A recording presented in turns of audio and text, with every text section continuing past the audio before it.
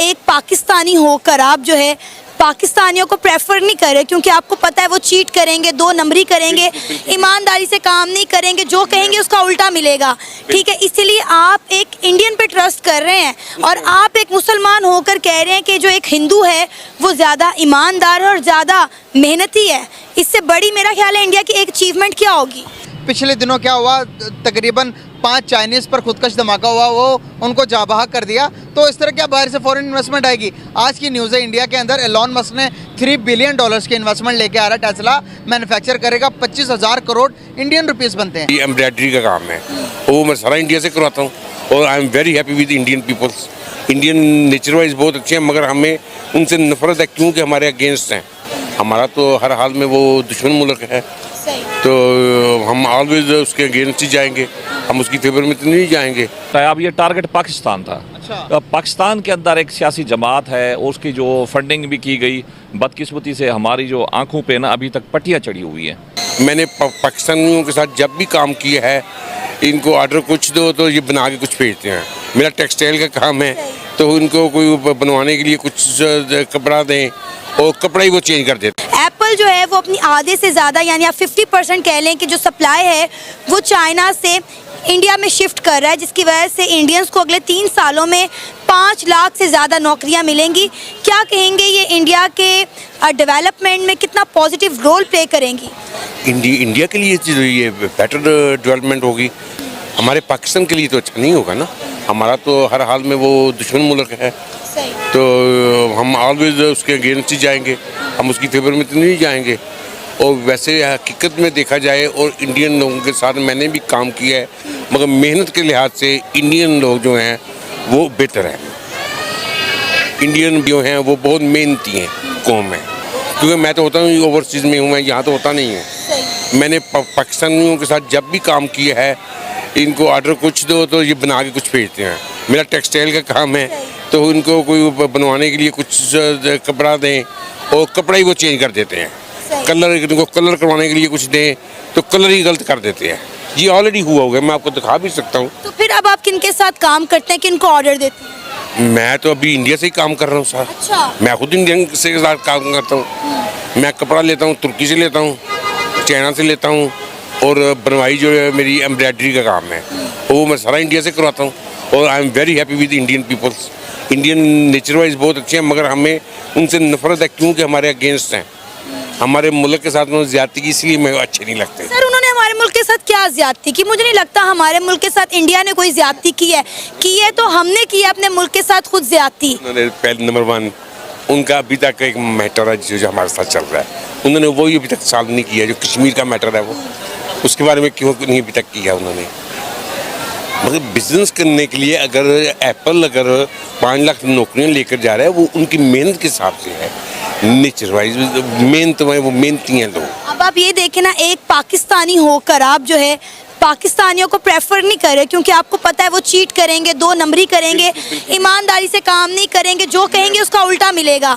ठीक है, इसीलिए आप एक इंडियन पे ट्रस्ट कर रहे हैं और आप एक मुसलमान होकर कह रहे हैं कि जो एक हिंदू है वो ज़्यादा ईमानदार है और ज़्यादा मेहनती है। इससे बड़ी मेरा ख्याल है इंडिया की एक अचीवमेंट क्या होगी? वैसे भी मैं मोस्टली कोशिश करता हूँ कि इंडिया के साथ काम जरूर करता हूँ। वहाँ के मुसलमान जो है ना इंडिया के, वो पाकिस्तान के मुसलमानों से भी अच्छे हैं। जो मुसलमान तो बहुत ही अच्छे हैं ना, इंडियन से उनका यानी कि पासपोर्ट है उनके पास इंडियन, और हमें तो ये भी नहीं पता उनके पास इंडियन है या कहाँ का पासपोर्ट है। हो सकता है ब्रिटिश पासपोर्ट भी हो, अमेरिकन भी हो, कुछ भी हो सकता है। जैसे मेरे पास अपने पास पाकिस्तानी पासपोर्ट नहीं है, मेरे पास अपने पास अमेरिकन पासपोर्ट है। मैं ब्रिटेन में हूँ, तो इसलिए ना काम के लिहाज से ना वो मेहनती लोग, इसलिए तो वो एप्पल जो लेकर जा रहे हैं किसी वजह से लेकर जा रहे हैं सर। इसलिए तो हर कंपनी भाग भाग के इंडिया जा रही है, इंडिया में इन्वेस्टमेंट करना पसंद कर रही है, क्योंकि उन्हें पता है यही बात जो आप कह रहे हैं कि वो मेहनती हैं, वो ईमानदार हैं, कमिटमेंट के पक्के हैं, जो कहेंगे वही करेंगे। अब आप देखें, जाहिर है 5 लाख नौकरियां अगले 3 सालों में इंडियंस को मिलेंगी, तो जाहिर है वहाँ की यूथ के लिए नई अपॉर्चुनिटी की। और IT जाइंट है एप्पल। जी हाँ बिल्कुल सही बात है जी। सिर्फ एक्चुअली मेन मसला यही है कि वो मेहनती लोग हैं, कि उनको जो उन्होंने बात करनी है, जो काम करना है, उन्होंने पूरी ड्यूटी करनी है। वहाँ पे उनकी मुआशरे के लिए तो बेहतर असर पड़ेगा। हमारे पाकिस्तानी असल में ना ये हटराम है। जैसे अभी इमरान खान को ले आए थे, उसको पता था नहीं, उसको पता ही नहीं था कि हुकूमत कैसे चलाई जा सकती है। उसने शुक्र खाना बनवाया तो वो भी उसने नहीं बनवाया, लोगों ने बनवाया था। ऐसा ही है। मजदूरों तो उसको पता नहीं था हुकूमत कैसे करनी है, क्या नहीं करनी है। सुबह कुछ कहता था, रात को कुछ कहता था। गलत सा आदमी, लोग, दुनिया उसके पीछे पड़ी हुई है। मैं तो हालांकि फॉरनर हूँ, हालांकि फॉरनर में ज़्यादा लोग इमरान खान को बड़ा पसंद करते हैं, but I don't like him, क्योंकि उसको एक काम का पता ही नहीं है। जैसे आपका टेक्सटाइल कपड़े का काम करते हैं, तो मैं कपड़े का काम करता हूँ, मुझे कपड़े के बारे में हर चीज़ का पता होगा। तो यानी कि मुझे कपड़े का काम करता हूँ, मुझे कहने जी आप बिल्डिंग बनाएं, मुझे क्या पता है कितने रेत कितनी डालनी है, सीमेंट कितनी डालनी है। इसी तरह अब असल में हमारी पाकिस्तानी को क्यों नहीं प्रेफर किया जाता कि हमारे हुक्मरान सही नहीं है।